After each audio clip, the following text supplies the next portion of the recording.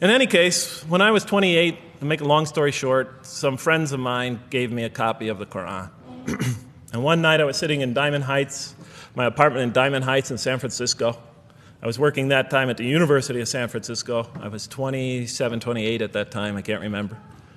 And I ran out of stuff to read, and I took this gift that my friends gave me and I began to read it. And I came to the first verse. Well, I opened the Quran, read the first page, then the second, and then very quickly, in the second surah, about 37 verses into the Quran, I came upon the story of mankind. And I have to admit, I read through it very quickly. It was about 9-10 verses long, the story of the first man and woman. And I recognized some of the details. It was similar to what I had learned when I was a child, but I noticed that there was something wrong. It was apparent to me that whoever authored this Quran, of course I wasn't a Muslim at the time, so I didn't have any idea who that was, whoever authored this Quran clearly did not understand the real meaning of the story, because they had obviously gotten the details confused. They didn't even understand the whole purpose of the story. And so I just read through it once, and then I read through it again, just to try to see what kind of point the author was making, and then I read through it a third time and a fourth, and then I realized this is something strange going on here. I'm going to read this much more carefully. I'm going to need to go through this story line by line, verse by verse, because it's obvious that the author is trying to bring out another point. And I wasn't quite sure what it was, but definitely he packs a lot of meaning into almost every word. And I thought the writer at least seems to have a great measure of brilliance.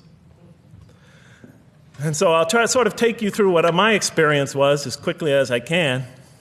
So I came to the 30th verse of the second surah, Surah Al-Baqarah, and it began like this. It said, "Behold, your Lord said to the angels, I am going to place a vicegerent on earth." The Arabic word is khalifa. It means a representative or an emissary of mine. "I am going to place a vicegerent on earth." And they said, the angels said, "Will you place therein one who will spread corruption and shed blood, while we celebrate your praises and glorify your holiness?" And God said, he said, "Truly I know what you do not know." See, that's the verse that hooked me. That's the verse that caught my attention. That's the one that kept on making me read the story again and again and again.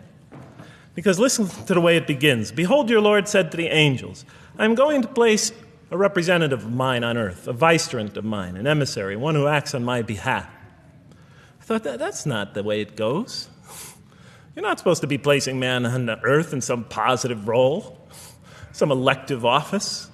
You place man on earth as a punishment for his sin. Clearly, I knew the author didn't quite get the point. But still, it was an amazing line. But then I come to the next line, and it says, "And the angels say, will you place therein one who will spread corruption and shed blood, while we celebrate your praises and glorify you?" I looked at it again. I couldn't believe the question. They said, "Will you place therein one who will spread corruption and shed blood, while we, the angels, celebrate your praises and glorify you?" I looked at that and I said, exactly. That would be my question. Why would you create this being, supposedly for some positive role, when he's capable of doing tremendous wrongdoing? When he could spread corruption and shed much blood? Why would you create this violent and pernicious creature when you could create angels? As the angels clearly say, "Well, we, the angels, celebrate your praises and glorify you." They were asking one of the most fundamental questions in the entire history of religion. Why create you, man, this utterly fallible creature, this creature who could rebel against God's will, who could do such tremendous wrongdoing, who could wreak havoc like no other creature on earth, when you can make them angels? And look where the question is being asked. It's being asked in heaven. It's almost like saying, look, why don't you just make them angels and be up here in heaven with us, Why don't you just make them angels, pop them into heaven, he's fine.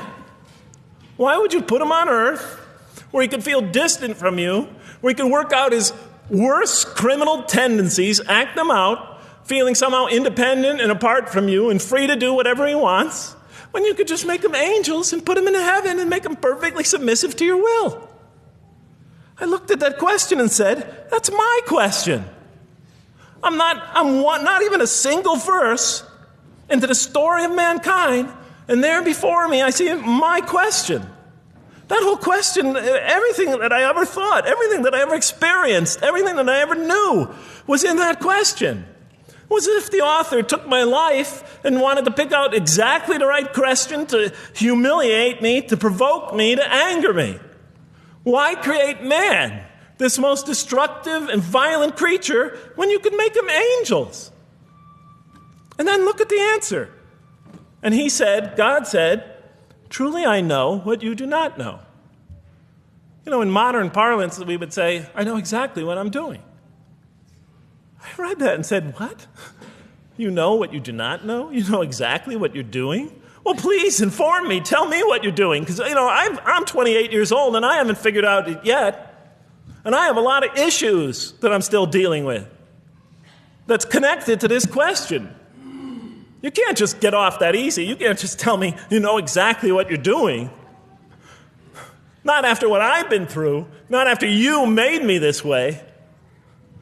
And then I realized, of course, I was arguing with a God I didn't even believe in. And that would happen several times as I read through the Quran. And sometimes I would just get into so agitated by what I read, I'd start arguing with this voice that I'm reading before me, that's calling to me. So we turn to the next verse. It turns out that the Quran just doesn't dismiss the question. It starts to answer it a little bit. And in the next verse it says, and he taught Adam, God taught Adam, the names of all things. And then he placed them before the angels and said, tell me their names if you are right. So this verse is clearly referring to the previous one. But notice what it says. Now, I from my own background, I remember Adam naming things, but it wasn't connected to any answer to any philosophical question. But here, notice what it says. And he taught Adam the names of all things. And I realized already, just from the first verse, you got to read these verses very carefully because it's packed with a lot of symbolism and meaning. And he taught Adam the names of all things. So here we see Adam is not only just a creature who knows how to name things, who's acquiring the gift of language, but he's also a learning creature. God is teaching him.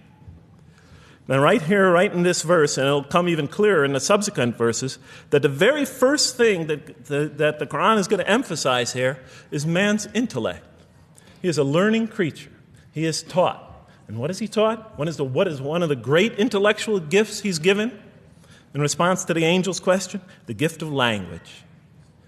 Because through language, mankind can not only learn, but he could learn things not only through his own experience, but he could learn things that other people have experienced of times and places that are hundreds, thousands of years and miles separated from him.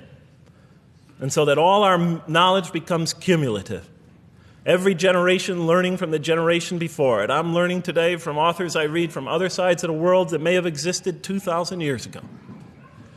And so we all contribute to our collective learning and knowledge. And so I'll see later in the Quran, when the Quran will emphasize this again and again and again. Like in one verse it says, read in the name of your Lord who created. Created a man out of a tiny creature that clings. Read, it commands the reader. For your Lord is most bountiful. Why is he most bountiful? What great gift did he give you? For he taught man the use of the pen. And through it taught him what he otherwise could not know. And time again, the Quran will call upon man to use his intellectual faculties and swear by his intellectual faculties. And to use them correctly because they play a fundamental role in guiding him to truth. I never came upon a scripture that puts so much emphasis on the correct use of our intellectual faculties, on the harnessing of reason, in helping us attain to faith. And he taught Adam the names of all things. And then he placed them before the angels and said, tell me their names if you are right. Okay, you have this you have this natural question about this creation of mankind. Here, this mankind is this human being, this human creature is a learning creature. He has many intellectual gifts. Here, I'm going to place these things before you. Tell me their names if you are right about man. And what did the angels say? In the next verse they say, "Glory to you. We have no knowledge except what you have taught us. In truth, it is you who are knowing, the wise." They say this task, this intellectual test that's put before them is beyond their grasp. Notice what they emphasize. We have no knowledge. This would take knowledge. This would take an intellect that they don't possess. In truth, it is you who are knowing, the wise. You got it. It's easy for you. You have the knowing, the wise. You have knowledge. You have wisdom. But this would take knowledge and wisdom that is beyond us. And so in the next verse we read, and he said, "O Adam, tell them their names." And when he had told them their names, notice how it's just like it's nothing for him. For mankind, he has this phenomenal ability. And when he had told them their names, as if it's just a triviality for man, he names them. "Oh, Adam, tell them their names." And when he had told them their names, God said, "Did I not tell you that I know what is unseen in the heavens and the earth? And I know what you reveal and conceal?" And he's clearly going back to the angel's question. Yes, you have these natural concerns about the creation of mankind. Yes, he could do these evil things. But look at this tremendous intellect he has. This is something you have overlooked that you haven't considered. And that's clearly the point of these verses. Even though I felt that the author didn't quite, it was as if I realized that he didn't misunderstand the story. He was taking one of the great stories in the history of humankind, one of the fundamental greatest stories in the history of mankind, and molding it and using it as a vehicle for an entirely original message. And God said, "Did I not tell you that I know what is unseen in the heavens and the earth? And I know what you reveal and what you conceal?" In other words, didn't I tell you I know exactly what I'm doing? And then in the next, and didn't I not tell you that I know what you reveal and conceal? I looked at that. What question what did they reveal and what did they conceal? What did their question reveal and conceal? I thought about it for a minute. Oh, it's obvious. What did their question reveal? You just go back and look at the question. It revealed the sinful and sinister propensities of man. I mean, it's obvious, right? Why are you all looking at me like that? You're starting to scare me. You're all looking very serious. Am I losing you? Wow. Okay. So, they revealed the sinister and evil propensities of man. But what did their question conceal? And all you have to do is think about it for a minute. Human beings, yes, they could do evil. Yes, they could do wrong. Yes, they could create misery. But they could also do exactly the opposite. They could choose to do evil. They could choose to do tremendous good. They could choose to do tremendous violence. They could choose to show tremendous compassion. They could choose to live by falsehood. They could choose to live by the greatest truths. They could be terribly ugly. They could be terribly beautiful. And up until that point in my life, I, like the angels, that only saw one side of the coin. For the first time when I read that verse, believe it or not, it was an eye-opener for me. I had always been obsessed with the evil potentials of human beings. When I read that verse, I realized that, and I had a great example right in front of me with my own mom, I realized that I had been blinded by only one side of human nature. So we go on to the next verse. "And behold, we said to the angels, bow down to Adam. And they bowed down. But not so Iblis." Iblis is like the father of Satan. Satan's, satanic beings, forces, creatures, existences. "He refused and was arrogant. He was of those who reject faith." An interesting statement. "And behold, we said to the angels, bow down to Adam. And they bowed down." Bowing down could symbolize two things.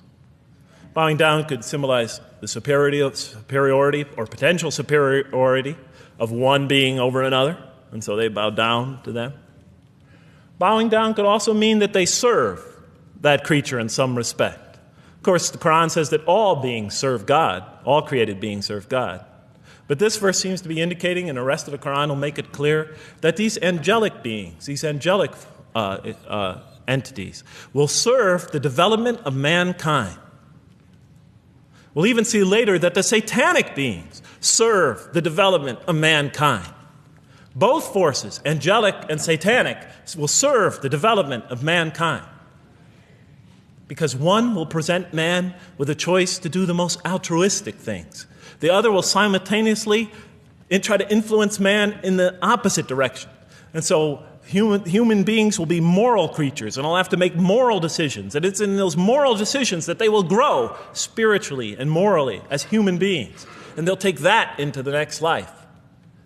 And the angelic and the satanic forces will be catalysts for those moral choices that they make. They will heighten the human being's awareness of the rightfulness and the wrongfulness of the choice he's about to make. And the self, the soul, the nafs, as they say in Arabic, will have to make the ultimate choice between good and evil. And that choice, that test will come again and again and again as human beings either grow or decline. And those tests will come again and again and again to try to help him towards his spiritual evolution, to bring him back. But that choice is ultimately ours. But I'm getting ahead of myself. And so we said to the angels, bow down to Adam, and they bowed down. But not so Iblis. Iblis is Satan, this rebellious force, this evil prompter, the one who whispers into the human heart. He comes into being. And with the introduction of Satan, we have the introduction of evil, that evil influences on human beings. And notice why Iblis does not bow down. He refuses because he was arrogant.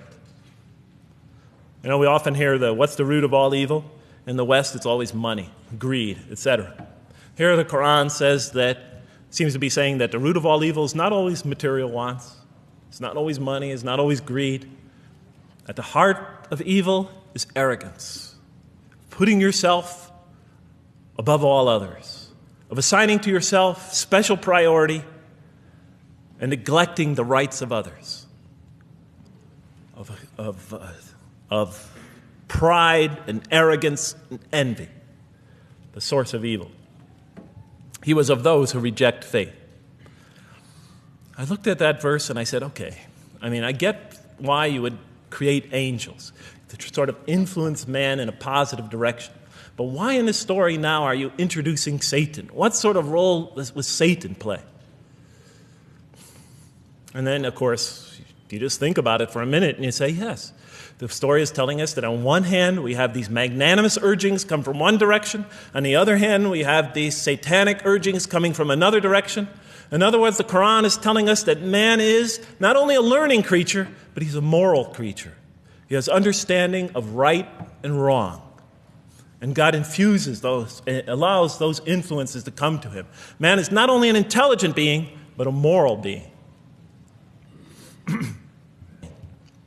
And we said in the next verse, O Adam, dwell you and your spouse in the garden, and eat freely thereof what you wish, and eat freely thereof what you wish. But come not near this tree, for then you will be among the wrongdoers. I looked at this verse and I was, starting to wonder if the author was drifting back to the old story again. I was confused. And we said, O Adam, dwell you and your spouse in the garden, and eat freely thereof what you wish, but come not near this tree, for you will be among the wrongdoers. I thought it was drifting back to the old story. Man sins, man's punished for his sins with earthly life. Maybe the author is drifting. He had a good idea, and now he's drifting back to the sort of traditional story. Maybe he couldn't make his mind up what story he wanted.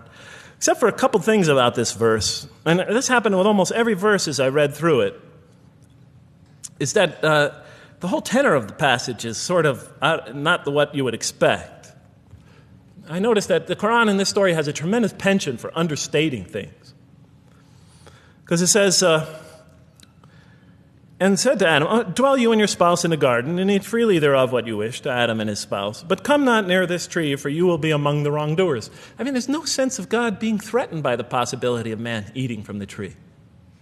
In this story, we don't see in this verse, we don't see that God is nervous at the prospect, that he's threatened by the prospect, that he's anxious about it. The tree that he picks, it seems like he's just picking out any tree. Nothing special about the tree. go not near this tree, for you will be among the wrongdoers. Satan will later come to him and tell him it's a tree of eternal life, of a kingdom that never decays. Turns out to be a complete falsehood in his part.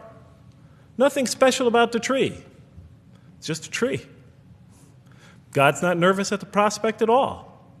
In the tradition that I came from, God is threatened by the prospect. He has to put an angel with a fiery sword by to protect the tree so that mankind never goes next to it again. I'm not putting it down. I'm just pointing out the difference of the story. They're both beautifully told. But he has to guard the tree. Why? Because if they eat from it, they'll become gods like us. So this man, he already has a rebellious nature. Can you imagine if he eats from this tree? No, can't let him get near that tree. But here, just, calmly says, but if you do, you will be among the wrongdoers. God is not worried about himself. It's just warning man, making it clear that if you do this, you've committed a wrongful deed. Again, the whole tenor of all these verses that you read through it is God knows exactly what he's doing. Okay, next verse. But Satan caused them to slip and expelled them from the state in which they were. And we said, go you all down, some of you being the enemies of others, and on earth will be your dwelling place and provision for a time. What? I said?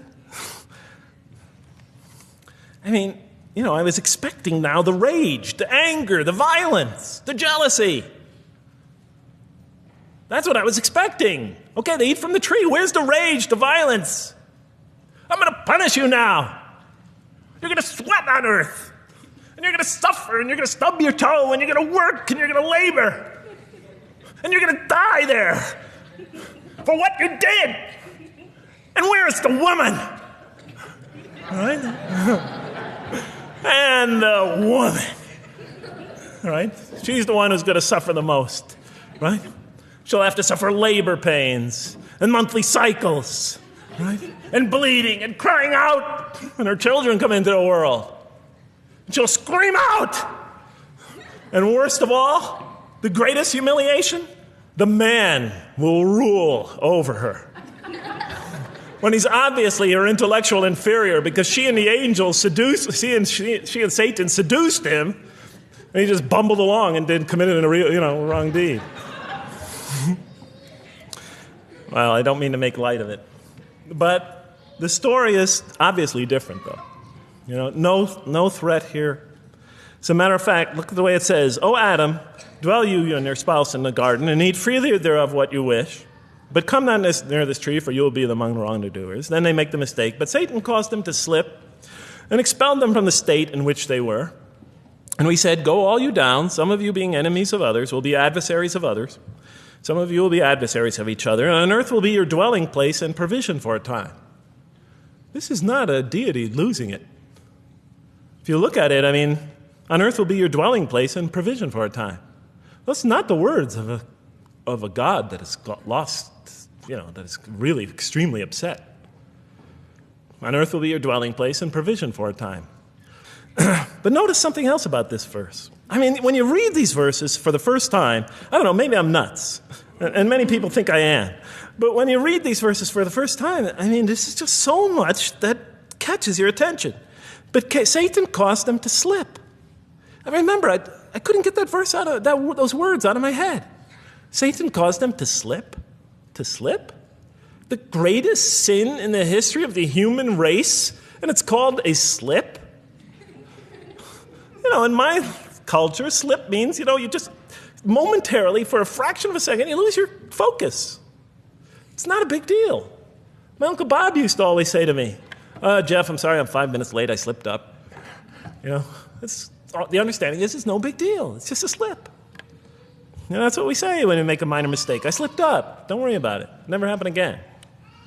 A slip, I said? Momentary loss of focus? The greatest sin in the history of humanity? Why we're all here? Why we're all suffering? Why we experience death? A slip? I didn't believe it. I went to my Arabian friends at that time. I didn't know any Arabic. They came to this verse. We went through it line by line. I said, now don't change any words. Just read them one at a time. But Satan made them, and I said, okay, this one right here. What does it mean? Tell me what that means. They looked at it, it says, slip. Slip. And expelled them from the state in which they were. A slip, I thought? But then maybe I was trying to force the traditional understanding, the traditional interpretation. Maybe it was just a slip. I mean, after all, they didn't commit murder. They didn't commit robbery, rape, pillaging, assault. They ate a couple of pieces of fruit. Well, it's not the greatest sin in the history of humanity by any means. And then the next verse says, and then they were expelled from the state in which they were. Well, what state were they? Let's see now. Let's go back from where we started. First, mankind is being taught. We see he's an intellectual being. Then we show he's a moral being. Moral being means he's a being that's going to have to make choices. And then God gives him this choice. It's not a huge deal. It's not the gravest sin in the history of humanity by any means. It's minor by any standards. They make it, though. We see that God originally intended to put man on earth as his vicegerent. We see a period of preparation where he's being prepared intellectually, where he's growing as a moral creature. When does God finally put him on earth? What signals that he's ready to begin? He makes his first independent choice. It's not the worst deed in the history of humanity. It's minor on anybody's scale, but it shows that mankind is ready to act on his own, to be his own, to make his own choices, that God has empowered him to make choices, and he's ready to make them and carry them out and see them most often to their expected ends, if God wills. And that seems to be the only real significance of it. But I thought, maybe I'm getting this wrong. Maybe God just blows off into an angry rampage the next verse. So I look at the next one and it says, and then Adam received words from his Lord. And God turned to him mercifully, for he's oft returning, ever merciful. Well, if I had any doubts up till now that God is not enraged by what this has happened, that God hasn't prepared mankind for this choice, for what was eventually going to happen, that all this was preparation for mankind to begin his earthly sojourn in this famous allegory. If I had any doubts before now, I had them, certainly didn't have them after reading this verse.